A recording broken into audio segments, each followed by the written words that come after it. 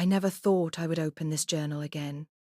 For years it sat on the highest shelf of my cupboard, gathering dust, hiding memories I wasn't ready to face. But today, as I hold it in my trembling hands, I feel that perhaps it's time. Time to let my voice be heard. Time to tell you the truth, not through anyone else, not twisted by whispers, but in my own words. I open the cracked leather cover, and the smell of old paper fills the air. My handwriting stares back at me, shaky in some places, bold in others, each word carrying a piece of my heart. The first page begins with the date of my daughter's wedding, the day I was not invited. June 12th, the day my heart broke in silence. I wrote those words with tears dripping on the page. I remember sitting alone in my room that morning, clutching the invitation card that never came.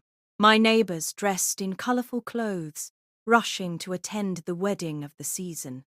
I sat by the window, wondering why my daughter thought I didn't belong there. I raised her with everything I had. I gave her love when the world turned its back on me. I worked my fingers raw, sewing clothes by candlelight, just to pay her school fees. And yet, today, she says I embarrass her. She says I am too old, too simple, too unrefined to stand among her new family. Do you know what that feels like? To be told that your very existence is a source of shame. It burns deeper than any wound. I keep reading my own words. I wanted to go, even if it meant standing in the farthest corner. I wanted to see her walk down the aisle, to hear her vows, to bless her with trembling hands. But when I called, she said, "No, Mama, please don't come.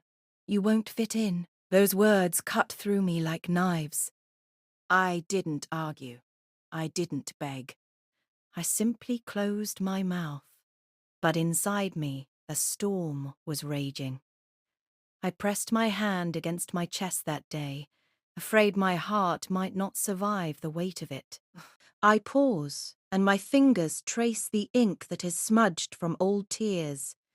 The wedding bells rang across the town. I heard the laughter of guests drifting through the air. But in my house, silence was my only companion. I lit a small lamp and prayed, not for myself, but for her happiness. I prayed that even if she could not see value in me, she would still find joy in her new life. I wipe the corner of my eye as I read aloud. Even now the ache doesn't leave. Neighbours came later with stories of the grand celebration. They said the bride looked radiant, the hall sparkled with flowers, and everyone danced until midnight. I smiled politely as they spoke, but inside I felt invisible, forgotten, erased. I turn more pages. Some are short notes, others full letters I never sent.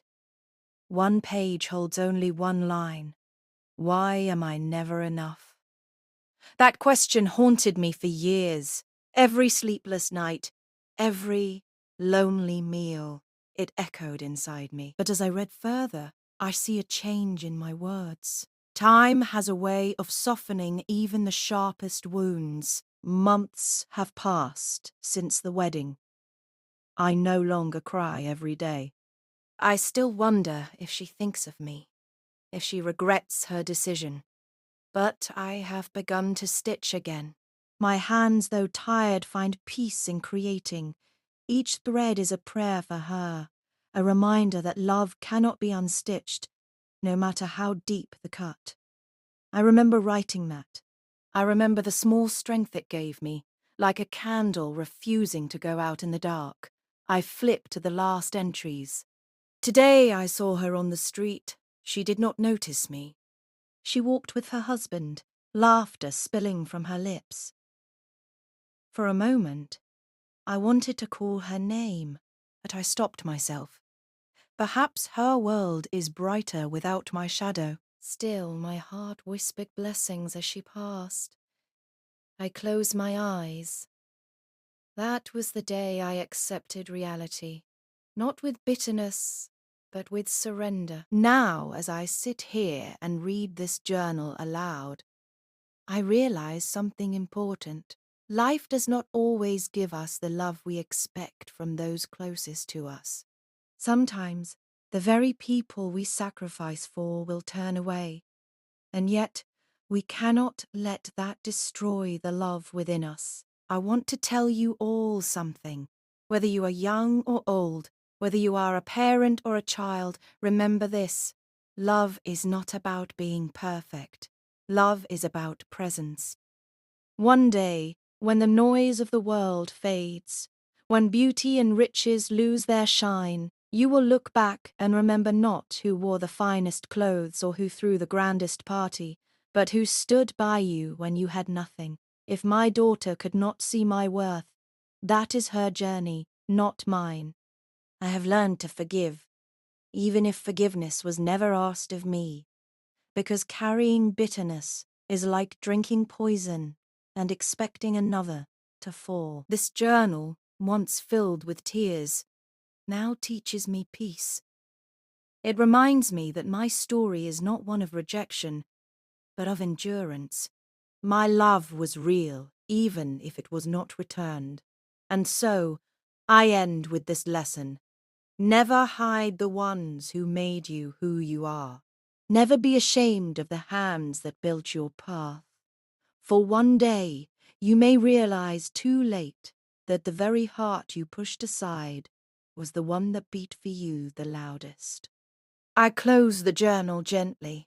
Its secrets are no longer secrets. They are my truth. And today, I have spoken them aloud, not in anger, not in sorrow, but in hope that someone listening will choose differently. Choose love. Always love.